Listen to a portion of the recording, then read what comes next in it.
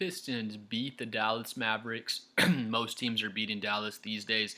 Cade Cunningham drops 21 points and 18 assists, and yeah, he looks amazing out there. Let's check out Cade Cunningham's highlights. I do have it muted, or Adam Silver said he's going to make me go plant trees with Kawhi Leonard.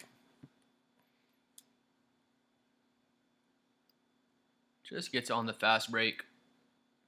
Easy lob to Jalen Duran.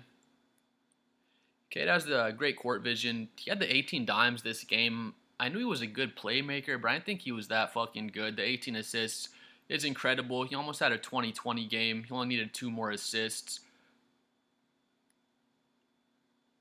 That one's nice. Another action with Duran again.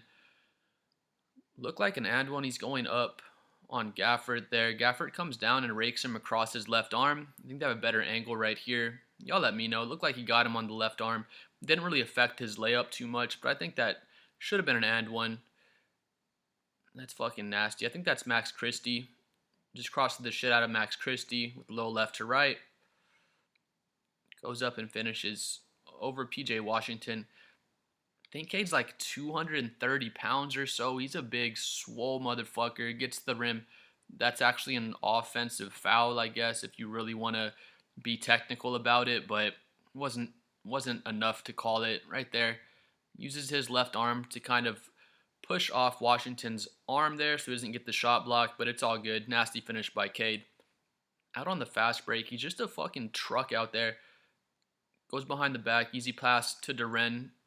I think Jalen Duran had over 30 points. He had a career high game, so Cade was diming him up like crazy. Just easy pass to the trailer. I think that one could have been an and one as well. Cade's never moving fast. Cade's never moving slow. And that's how you know you're good at basketball. Max Christie passes the ball right to Cade Cunningham. Thank you for that pass, Max Christie. Easy lob to Asar Thompson. Asar Thompson just floats for the dunk. He's an incredible athlete. One-on-one with PJ. Just breaks him down. Easy pass down low to Beef Stew for the finish. ISO with Max Christie. That one's fucking nasty. He takes off of his right foot and finishes with the right hand over PJ Washington. That's such a hard finish, jumping off the wrong foot.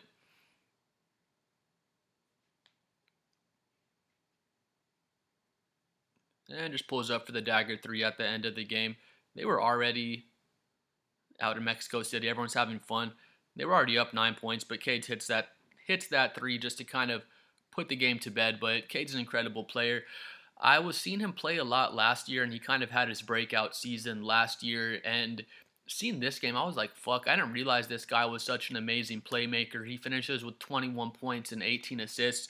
Last season, he averaged 26 points and 9 assists, so it's already pretty incredible just for his season averages from last season. He did average the 4 turnovers as well, and that's kind of the one thing people will criticize Cade about. It's the one thing that you kind of want to see him improve on, is just being more of a high turnover player, and that'll probably just come with time. If you're in position to have 18 assists in a game, the ball's in your hands a whole lot of the time, and there's going to be opportunities for turnovers as well. So that's kind of what Cade's developing, is just getting better at his decision making. But he had fucking 18 assists. His decision making is already very good, but you can always get better and better. So yeah, he finishes 21 points, 18 assists in this game. 18 assists ties his career high, and again, I was just really, really impressed with his playmaking. He's right there next to a 2020 game. Cade, he shot 47% from the field last season, 35% from 3, so he's nice and efficient from the field. I guess you could want to see his three-pointer improve. He's shooting 35%. He takes about, I want to say 6 or 7 threes per game, so it's just kind of a little wrinkle in his notepad. I don't know if I'm saying that right. It's just something he has in his bag that he can go to and use his 3 ball, but it's not really something he looks to get to too much. He really just wants to get into the paint, get into the post, and create for himself and for his teammates. But Cade's only 24 years old. He's still a young man. Detroit should be really happy to have Cade Cunningham. Everyone can see he's a very good player. He puts up some crazy stat lines, but Cade just seems really mature and under control. He seems like everyone looks up to him. Everyone wants to follow Cade as a leader, and he seems like, he wants to be a leader and he wants to do the right things and be a good role model for all of his teammates. And he seems like he works hard and he obviously plays really hard out there. So again, he was 26 points, 9 assists, and 4 turnovers last season on 35 minutes. I'm sure he'll play at least 35 minutes again this season, and then hopefully, if he can average 10 assists, he was already 26 and 9 last season. If he can do something like, if he's 26 and 10, that's just going to be a spectacular season. The one thing that I see and that pretty much everyone else sees when they watch Cade play is just him being a bit turnover prone. He'll kind of make the wrong decisions sometimes, and he'll just get a little bit out of control and make the wrong passes. His ball handle, he has a very good ball handle, but he could tighten it up a little bit as well just to kind of cut down on his turnovers. But again, he was 4 turnovers per game last season. If he cuts it down to 3.5, 3 turnovers, he'll be fucking great. He's already a great player, but if he can cut his turnovers down just a half a turnover, 1 turnover, then he probably already is an elite point guard, but he'll be just even better, just sharpen his game up even more. If you're a star level player, you're probably averaging 2.5, 3 turnovers anyway, unless you're a Tyrese Halliburton type of player where you're just an elite player in terms of taking care of the ball and not turning it over. But other than that, you're probably going to have some turnovers when you're a high usage player like Cade Cunningham is. So that just kind of comes with the territory. Last thing I want to see here, I've barely been looking at this because it's so fucking early in the season. I can't take too much away from conference standings and playoff standings, but we have Detroit right here. Detroit's sitting in the 3 seed, rather the 4 seed. They're 4-2. Again, we're only 6 games into the season, so I can't take too much away from the conference standings, but I do basically expect Detroit to finish in a playoff seed, not a play-in seed, so I'm expecting them to be top 6, which they are. They're sitting in the 4 seed right now. I would have Detroit, Cleveland, and New York have to be in the playoffs as well. Just off my guesstimation, I'd have them in there. I'd have Miami at the beginning of the season.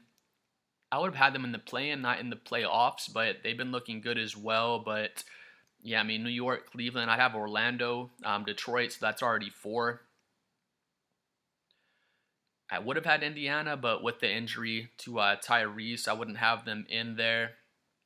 So I would have had Atlanta in there as well with them picking up Kristaps Porzingis and their additions over the offseason. Then probably Milwaukee. So, I would go Cleveland, Orlando, New York, Milwaukee, Detroit.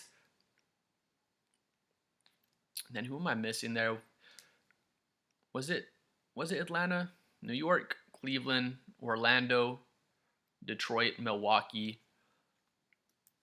Maybe Philly. It's just gonna depend on how things go at the end of the season here, how injuries and stuff go. But I would definitely say Cleveland, Orlando, New York, Detroit, Milwaukee, and then you can go with Philly, Atlanta. I'd probably throw Atlanta in there. Trae Young is injured right now with a strained MCL, so it's going to be interesting to see how the East shakes up. But I do expect Cade to keep Detroit in those top 6 teams. They finished in the 6th seed just last season. They went from 14 wins to 44 wins, so it's just incredible the way that Cade turned around that organization. Give Durant some credit. Give some of these other players some credit out there as well, because it wasn't. Ron Holland is another great player for Detroit. Big old beef stew, Isaiah Stewart. They have a really good team. Just a really physical Detroit style team, and Cade Cunningham really helps the engine go.